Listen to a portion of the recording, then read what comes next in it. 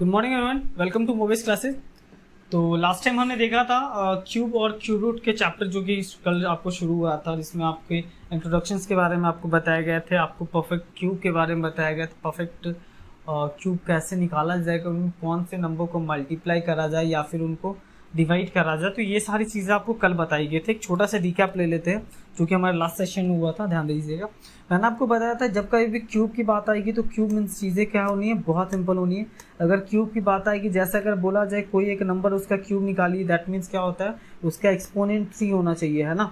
तो इसको हम क्या बोलते हैं, क्यूब बोलते हैं। तो दैट इसका मतलब क्या होता है, अब एक्सपोनेंट 3 है, इसका मतलब क्या हो गया, वो टर्म 3 बार मल्टीप्लाई होगा, है ना। अगर आपके पास कोई फ्रैक्शन दे दिया जाए, फ्रैक्शन का अगर बोला जाए क्यूब निकाले, तब क्या होगा, सेम चीज़ आपको एक्सपोनेंट में ये पढ़ाया गया है कि अगर फ्रैक्शन दिया जाता है तो इनके सेपरेट हो जाते, यानी न्यूमरेटर और डिनोमिनेटर के दोनों पे इंडिविजुअल पावर चला जाता। सो यहाँ पे क्या हो गया, ए क्यू बाई बी क्यू। अगर कोई आपको दे दिया जाता है, मान लिया जाए अगर आपके पास गिवन है कोई एक डेसिमल नंबर बोला जाए, अगर मान लिया जाए 9.3, तो हम इसको कैसे करेंगे, इसका क्यूब कैसे निकालेंगे, आपको ये भी बताया गया।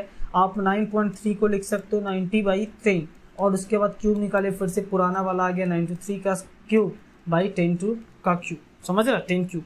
तो इस तरह से आपका क्यूब निकालना हो गया। क्यूब से रिलेशन और कुछ समझिए कि अगर आपको कोई स्क्वायर रूट वाला टर्म दे दे और बोला जाए उसका क्यूब निकाले, तो सेम चीज़ें होनी है, बस फर्क इतना, कॉन्सेप्ट आपको इतना में याद रखना कि क्यूब बोला जाए दैट मीन्स वही टर्म 3 बार मल्टीप्लाई होगा। ये इन दोनों के बराबर वैल्यू 2 हो गया, बच गया यहाँ √2, इसका वैल्यू होगा 2√2 आंसर, है ना। तो इस तरह से क्यूब निकाला जाता है। इससे रिलेटेड कुछ आपको प्रॉपर्टीज बताए गए थे और कुछ रिलेशन भी बताए गए थे, फैक्ट बताया गया था, जिसमें से ये था कि जब कभी भी हम एक ऑड नंबर का क्यूब निकालते हैं तो वो एक ऑड होता है।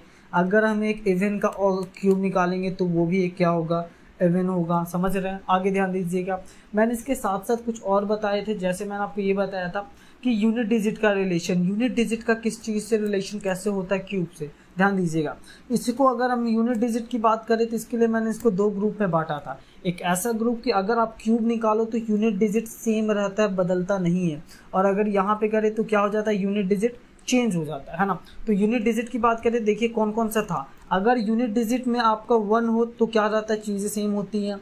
अगर 4 हो तब चीज़ें सेम होती हैं। अगर 5 हो तो चीज़ें सेम होंगी। 6 हो चीज़ें सेम होंगी, और 9 हो तब भी आपका क्या होगा, यूनिट डिजिट सेम होगा। यानी कि इन सभी के यूनिट डिजिट वाले का आपका जो क्यूब अगर आप निकालते कोई भी नंबर का, तो उसका यूनिट डिजिट सेम रहेगा, वो चेंज नहीं होगा। पर इनके अलावा कौन सा बचा, 2 का वाला बदल जाता है और बदलता है 8 में, है ना।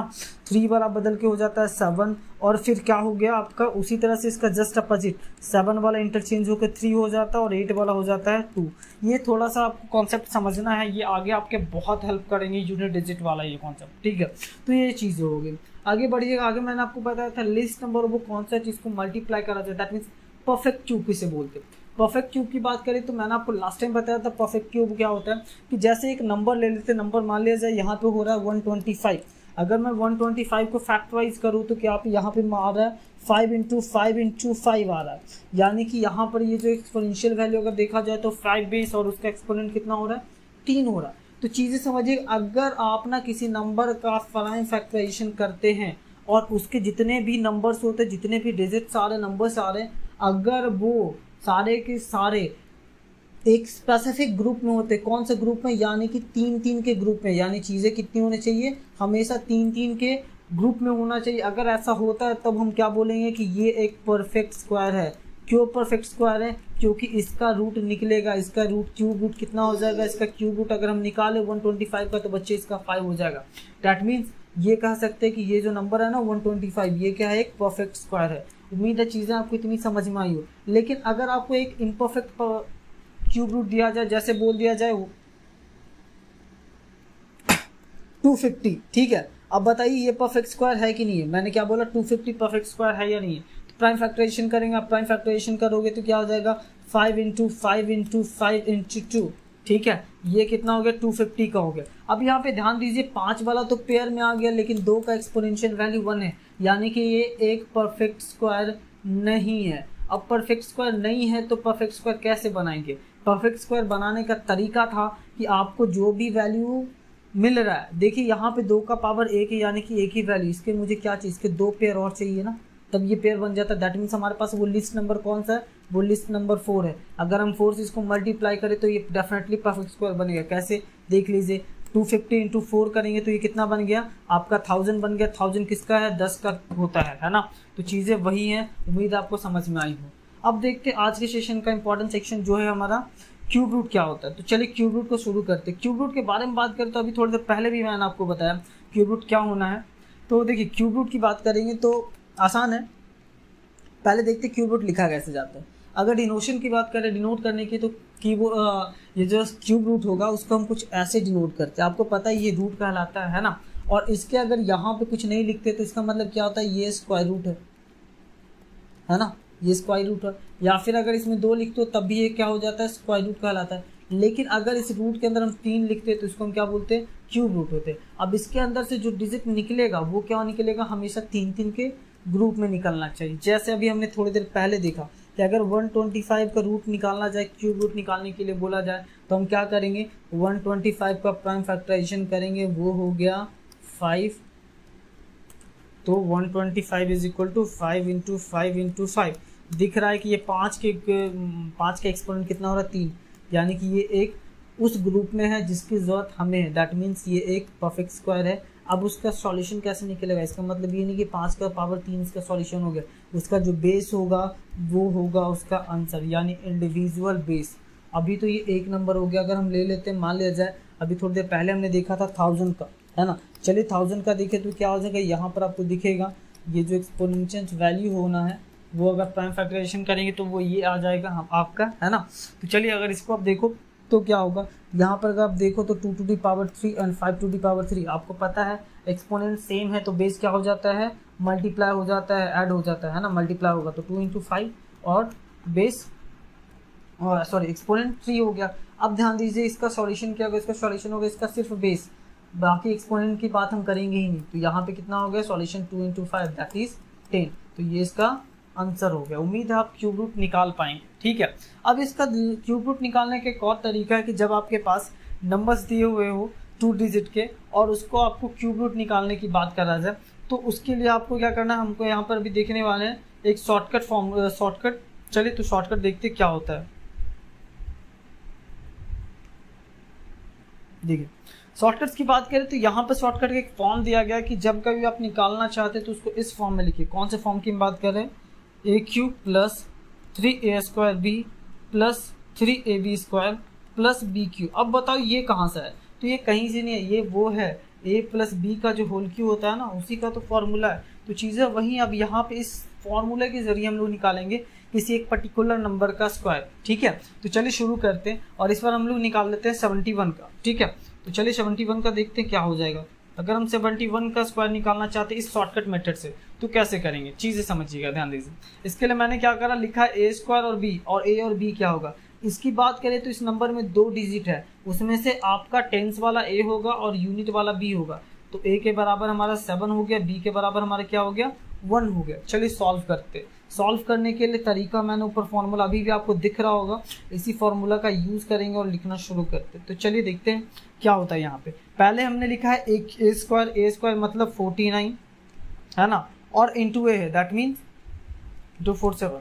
दूसरे ग्रुप में क्या है A² यानी कि अगेन 49 और फिर क्या है इसमें 3B मल्टीप्लाई होगा। 3B कितना हो जाएगा, 3 इंटू B यानी 1 इंटू 3 कितना हो जाएगा, 3 हो गया, है ना, मल्टीप्लाई। बाद में प्रोडक्ट ढूंढते हैं। आगे क्या है B² यानी 1 और 1 दोनों में हो जाएगा। और यहाँ पे 3 है, 3 इंटू A 7 इंटू 3 कितना हो जाता है 21 होता है, मल्टीप्लाई में गया और यहाँ पे 1 मल्टीप्लाई में हो गया। फाइनली प्रोडक्ट निकालिए, बचा 2, यहाँ पे 21, यहाँ पे अगर करो तो 7 और 2, यहाँ ध्यान दीजिएगा। अब करना क्या है, आपको पता है कि पहले से हम लोग जानते हैं जब कभी भी ऐसा कुछ होता है तो हम लोग यूनिट डिजिट को सिर्फ एक ग्रुप से लेंगे। हर एक ग्रुप से यूनिट डिजिट, यानी कि इसके लिए 2 आ गया तो हमने 2 लिख दिया, ठीक है। अगर आप इसके लिए बात करो तो इसके लिए क्या आ जाता है आपका 1 आएगा, 1 बाकी कहाँ चला जाएगा, बाकी अगले नंबर में ऐड हो जाएगा, है ना। तो यहाँ पे करेंगे 27, 2 हो गया 147, तो ये कितना हो गया 149। इसका यूनिट डिजिट हम यहाँ ले जाएंगे, दैट मीन्स 9 आ गया। यहाँ पे 14 बच गया। अब इसको मल्टीप्लाई कर लीजिए, मल्टीप्लाई करते हैं तो ये हो गया 343 और इसमें क्या हो जाएगा 14 आपका ऐड होगा यहाँ से वाला, ये कैरी आउट हुआ, यहाँ पे 3 एंड 5 एंड 3, तो यहाँ पे आप, तो ये लास्ट डिजिट है ना, लास्ट है तो सारा का सारा लिख देंगे, दैट इज 353। ये हो गया इसका आंसर, ठीक है। और सॉरी 7 होगा, 4 + 3 7, तो यहाँ पे क्या हो गया 7। तो ये इस तरह से सॉल्यूशन होगा। उम्मीद है आपको समझ में आया हो। एक और क्वेश्चन देख लेते हैं इस बार, ठीक है। इस बार हम लोग कर लेते हैं एक नंबर, सपोज यहाँ पे नंबर ले लेते हैं हम इस बार 95 का। 95 का हम क्या निकालना चाहते हैं, क्यूब निकालना चाहते हैं। तो क्या करेंगे, अभी हमने क्या बोला, पहले लिखना है a² दैट मीन्स, फिर b², उसके बाद क्या करना है, मल्टीप्लाई a, यहाँ पे क्या करना है 3b 3a एंड b। चीज़ें इतनी है, चलिए लिख लेते हैं। यहाँ पे a² का वैल्यू 91 25, ठीक है। आगे ध्यान दीजिए, नीचे का टर्म को लिखे तो क्या हो जा रहा है आपका, a = 9 b = 5, है ना। चले देखिए, यहाँ पे अगर हम बात करें तो यहाँ 9, यहाँ कितना हो जाएगा 15, और यहाँ कितना हो जाएगा आपका, अब देखो 27, और यहाँ पे कितना हो जाएगा आपका b = 5। अब यहाँ पे क्या करना, आपको ऐड करना है मल्टीप्लाई करके सारे टर्म्स को। अब ये थोड़ा सा आपके लिए कैलकुलेशन का काम हो गया, तो चलिए हम जल्दी जल्दी कैलकुलेट कर रहे हैं, आप लिए कैलकुलेट कर लीजिएगा। यहाँ 125, और आपको पता हर ग्रुप के लिए यूनिट डिजिट उठाएंगे, तो यहाँ से हमने लिया 5, ठीक है। अब इसके बाद अब यहाँ पे मल्टीप्लाई करेंगे, तो ये मैं अभी आपके लिए जल्दी से कर रहा हूँ, आप इसको आराम से करेंगे, ठीक है, ध्यान देकर, ताकि वीडियो ज़्यादा लंबा ना हो जाए। 675 हो जा रहा है, तो यहाँ पे क्या होगा, यूनिट डिजिट तो रखेंगे, है ना, लेकिन यूनिट डिजिट रखने से पहले जो इसका बाकी रेस्ट ऑफ द पार्ट था वो किससे हो जाएगा, इसमें ऐड हो जाएगा। यहाँ पे हमने ऐड कर दिया 7 एंड 8 एंड 6। अब क्या करेंगे, फिर से अगेन यूनिट डिजिट उठाएंगे, यूनिट डिजिट उठा के ले गए, बच गया 7। अब क्या हो जाए 68, ये अगले ग्रुप में चला जाएगा। अगले ग्रुप में जाने के लिए देखते हैं, पहले आप मल्टीप्लाई कर लेते हैं। मल्टीप्लाई हमने करा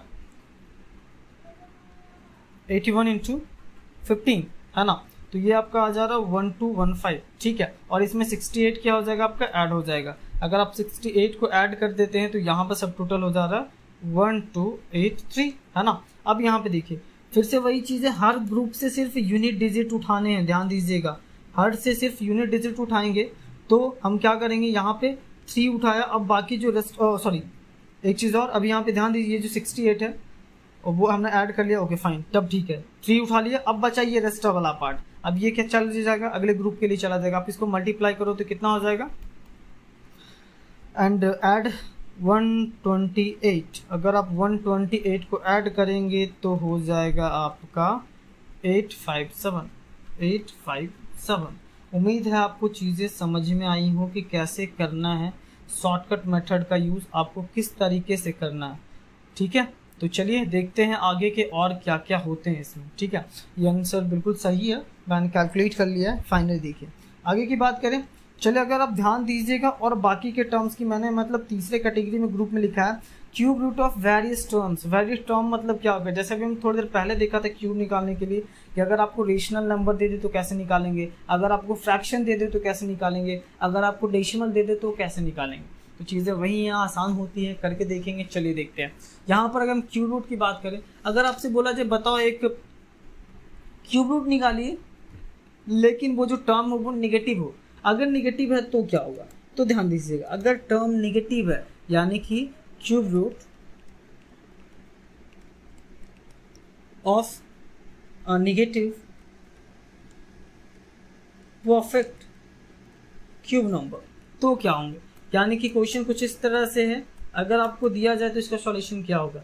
सिंपल सी बात है, आपको पता है साइन की बात है, 3 बार मल्टीप्लाई होगा बच्चे, तो माइनस इंटू माइनस तो हो जाएगा प्लस, लेकिन फाइनल वाला क्या कर देगा, इसको माइनस कर देगा। दैट मीन्स एक निगेटिव वाला का क्यूब रूट भी निगेटिव आएगा, एक पॉजिटिव वाला का भी क्यूब रूट पॉजिटिव आएगा, एक निगेटिव नंबर का क्यूब भी निगेटिव आएगा, और एक निगेटिव नंबर का, एक पॉजिटिव नंबर का जो क्यूब होगा वो भी क्या होगा, positive. That means simple, positive का वैल्यू पॉजिटिव, निगेटिव का वैल्यू निगेटिव, ठीक है। ये चीज़ें बस इतनी आपको याद रखनी है। चलिए इसका एग्जांपल अगर देखें तो चलिए हमें अगर बोल दिया जाए कि भाई कुछ भी एक नंबर ले लो, मान लीजिए मैंने वहाँ पे 1000 देखा था, इस बार -1000 देख रहा है, इसको अगर करें तो क्या हो जाएगा। तो सिंपल सी बात हम क्या करेंगे, आपको पता है कि 10 × 10 × 10 ये मल्टीप्लाई होकर जाएगा, पर ध्यान दीजिए यहाँ पर माइनस भी तो साथ में आएगा ना, माइनस भी साथ में आएगा, दैट मीन्स क्या होगा, यहाँ पे भी माइनस, यहाँ पे भी माइनस। देखो अगर आप तीनों का साइन प्लस रखो तो कभी माइनस में जाएगा नहीं,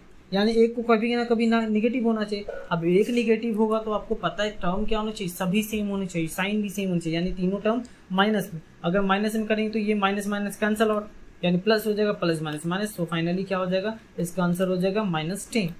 उम्मीद है आपको चीजें समझ में आई। ठीक है, आगे देखते हैं कि अगर आपसे कोई एक इंटीजर वो दे दिया जाए और बोला जाए बताइए उसका आप क्यूब रूट निकालो। इंटीजर क्या है, मान लिया जाए एक नंबर दिया हुआ है AB, इसका निकालेंगे तो क्या होगा। तरीका आसान है, कुछ मत करिए, इंडिविजुअली डाल दीजिए, है ना, जैसा हम लोग पहले करते थे डिवाइड एंड रूल, अंग्रेजों वाला रूल तरीका। यहाँ पे क्या करना, आपको डिवाइड कर देना, उसके बाद कैलकुलेट कर लेना। सपोज अगर मैं बोलूँ कि 2 × 5 का क्यूब रूट निकालना है,